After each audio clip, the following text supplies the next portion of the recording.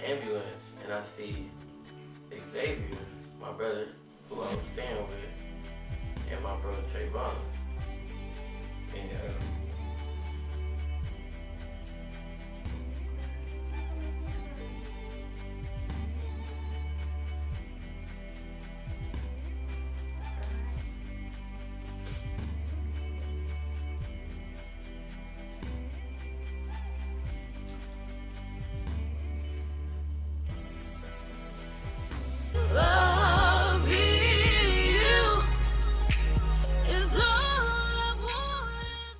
what's up, Ksquad?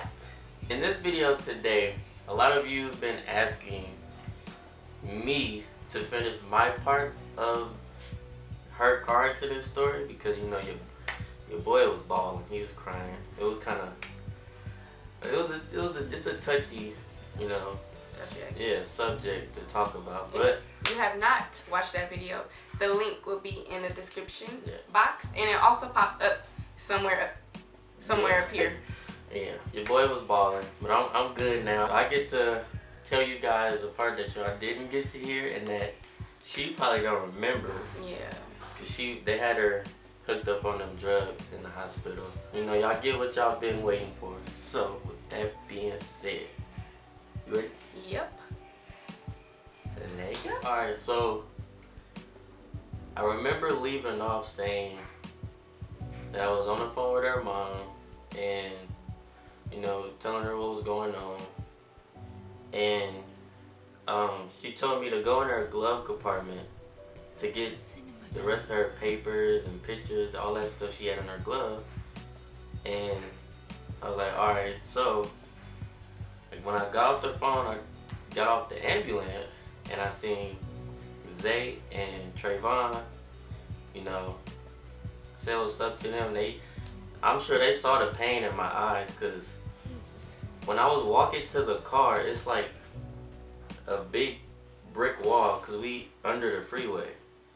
And it took everything in my heart, my soul, my body, whatever, not to punch that wall because, boy, I was about to punch that mug. I knew that if I punched it, it would have hurt it. You know, I probably would have broke some fingers or whatever, but I ain't do that. I went and got the stuff out the glove. And then they was telling, the people in the ambulance, they was telling me, alright, come on, it's time to leave. And I got everything, and I told Zay, I'm like, we about to go to the hospital. He was like, alright, let me know which one. I'm about to take Trayvon home. I'm like, alright, cool. So I got in the ambulance. You know, I just kept looking back to check on her and see if she good. She kept crying. I remember that too. I had blood everywhere. I remember asking the ambulance about my teeth. What's wrong with my teeth? My teeth, my teeth. Yeah. She kept looking in the front to see if I was there. Of course I was. And one thing that stuck with me was the lady that was driving the ambulance, she gonna ask me like, were y'all arguing before this happened? And I was like, no. What does that have to do with a car crash? Yeah, like, she not about to be mad and go out crying and just go smashing everywhere. Yeah. So I'm like, no, it was not. She's like, okay, good. And me not being in the right state of mind, you know, I wasn't thinking, but she asked me what hospital should we go to. I knew it was a Kaiser around, like, down the street, and it was also what's that? Highland. No, the Altabate? Oh, Summit Altabate? Yeah, Summit Altabate. That was like literally around the corner. That's what I was born in. Exactly. And I couldn't think of, you know, I wasn't in the right state of mind. So she was like, we'll just go to Highland. I'm like, Highland is the worst hospital in Oakland. If you from Oakland, you know, don't nobody go to Highland. Everybody goes to Summit, Altabate, or Kaiser. Yeah. Yeah. And I wanted her to go to Kaiser, but they was like, we'll go to Highland. I'm just like, all right. I was too busy, you know, worried about her anyway. So we pull up to Highland Hospital. You know, I hop out, and you know, they pulling her off the ambulance, and she looking at me like she's surprised. She probably don't remember this. What, really? She was looking at me like she was surprised that I was there, right? Like, so I'm wondering why she's looking like that. But I'm telling her like, you know, I'm here, I got you, right? As we going into the hospital, I wanted to walk into the room with them, but they was like, just go into the waiting room, sign in, all that crap, right? I went to go do that. I signed in, and I asked him, how long do I gotta wait? The dude, I think it was a security guard. He was like, you gotta wait about 30 minutes. I'm like, all right, cool. So I go wait. Told Zay where I was at. He came. You know, he was waiting with me. So then I got up again. I was like, all right, am I able to go in yet? He called his check and he was like, give it about an hour. So I'm like, all right. I finally went up there again. Asked him like, can I go in there now? He was like, he called and then he was like, they said wait about another hour. So I'm like, all right. I wait another hour. I don't even think it was about an hour. I probably went up there like 30 minutes or something. I think this whole time while he was waiting, I was getting x-rays on my elbow.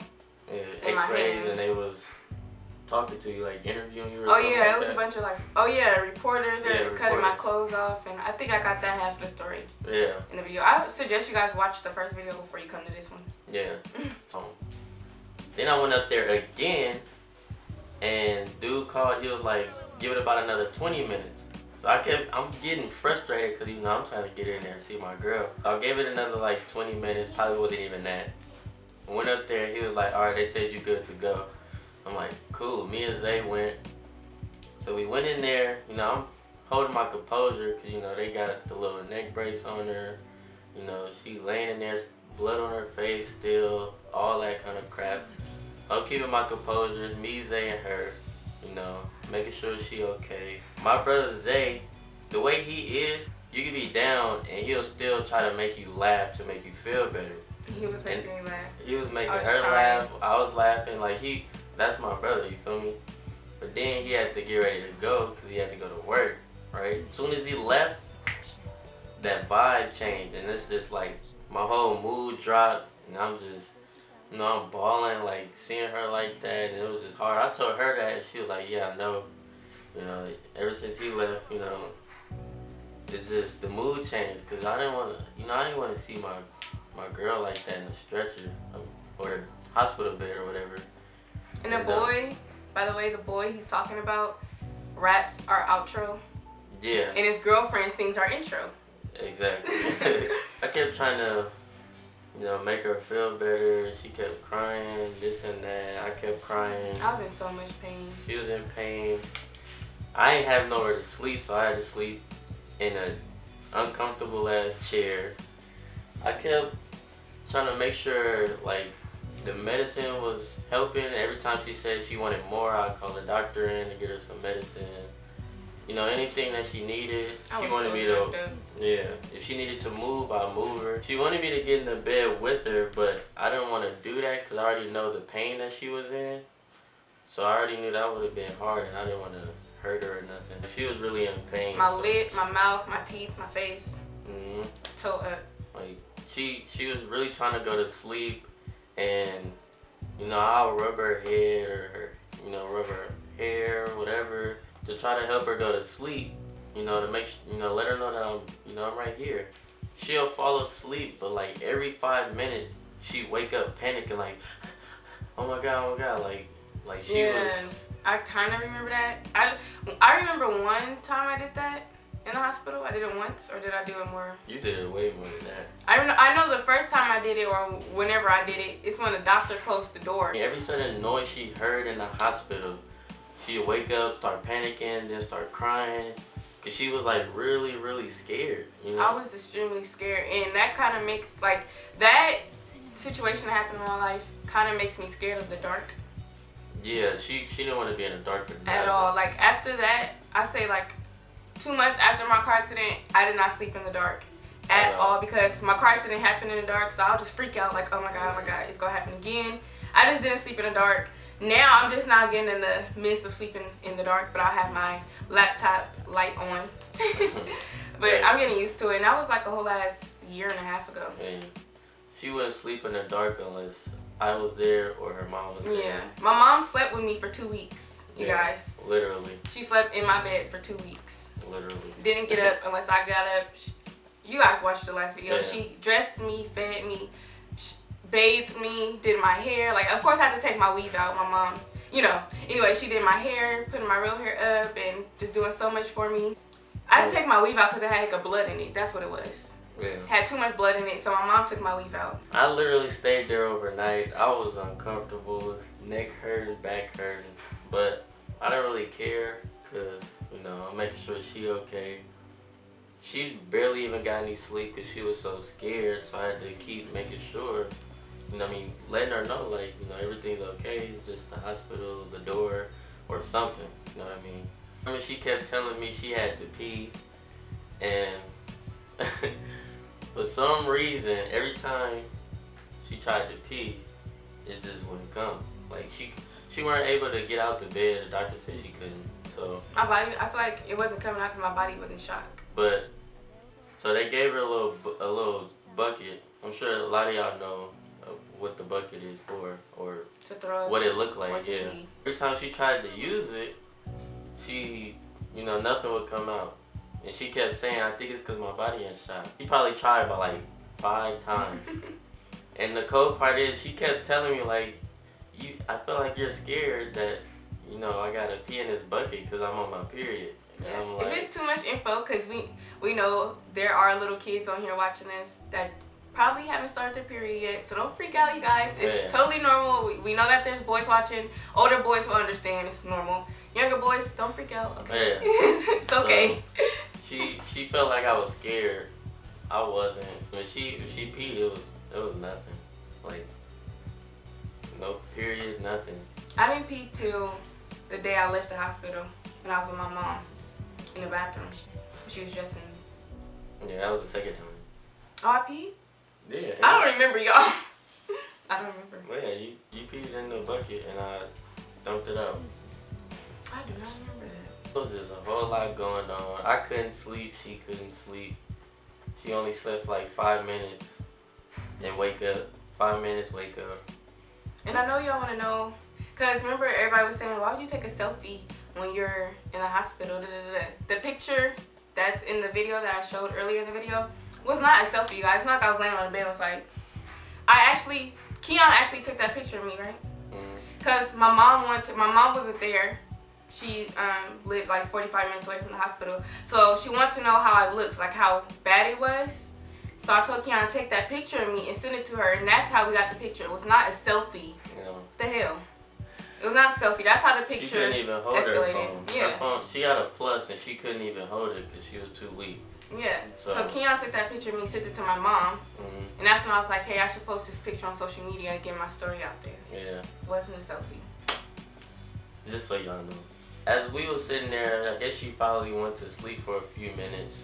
The doctor came in. They looked at her lip to see how it was. Tried to rip it off. Yeah, so they tried to, like, you know, take it off, but they couldn't tell how deep it was. So they just tried to take it off, but you know, it was too much pain. For those who don't know, my lip got stuck to my braces. My bottom lip got stuck to my top braces. Yeah.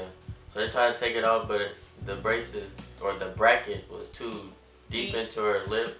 So they got somebody that was, you know, a surgeon. Yeah, surgeon for the mouth. Yeah. Dentist surgeon. Yeah. You know, about 5-10 minutes later, he came in. You know, he took a look at her lip.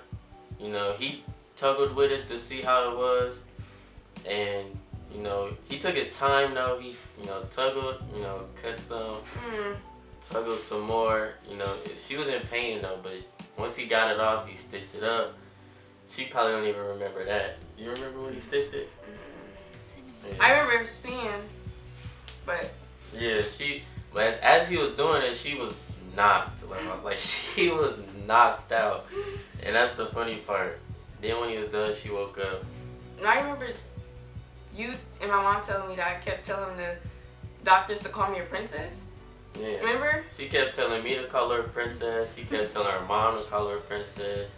The doctors, all that. And to make this story funny, you guys, since I was under so much drugs, my mom was telling me, or you was telling me that I was telling the doctor to give me some more crack.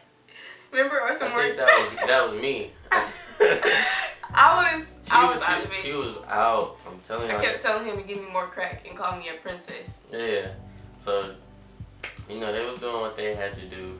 I went with her, and the doctor took her to take another X-ray of her arm. They came back and said nothing was wrong with it, but it was obviously something wrong So I with went it. to a different hospital. Yeah.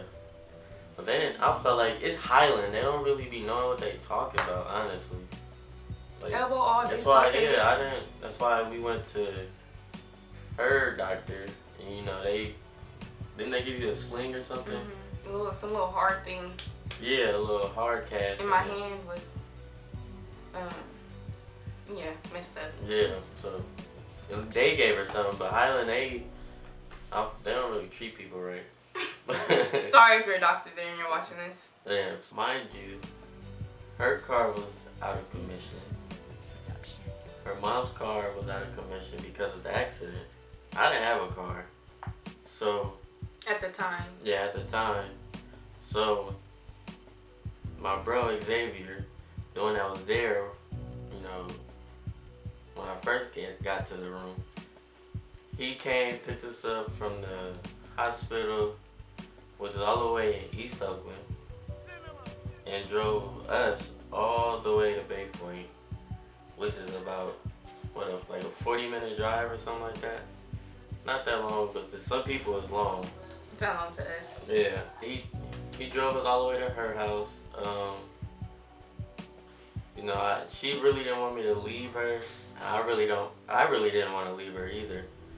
So I asked him if I could, you know, stay, and if he could pick me up later. He was like, yeah, it's good. Just let me know when, you know, and I'll come get you. And I was like, thank you, man. As soon as he said that, I started bawling because I was just like, I was sad, but then I was just like happy that I was able to stay with her longer. So I got in the house. You know, I was laying down with her because she was, of course, scared to lay down by herself. Anything, you know, waking up 5 minutes again. After a while, she got some kind of rest.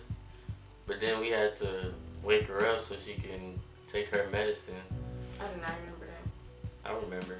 And we had to, I guess her mouth was hurting so bad to where, you know, she couldn't eat no hard food, so we had to give her yogurt. Yeah, I couldn't chew because they had wax all on my teeth to keep my teeth together because this one was like hanging. Yeah. So they put wax to keep it on there until I had a dentist appointment, and they put wax at the bottom so my stitches won't rub against my brackets, and my bottom teeth were pushed back, so they had wax to keep my teeth together. So of course I couldn't chew and all that. Yeah. And we had to crunch her little pills, her little pain pills into the yogurt. I remember that. Yeah. I couldn't swallow. She couldn't swallow nothing, but she said it was disgusting. Do you remember how nasty it was? Yeah, you almost threw up. What the story is, you feel me? I didn't leave her not once.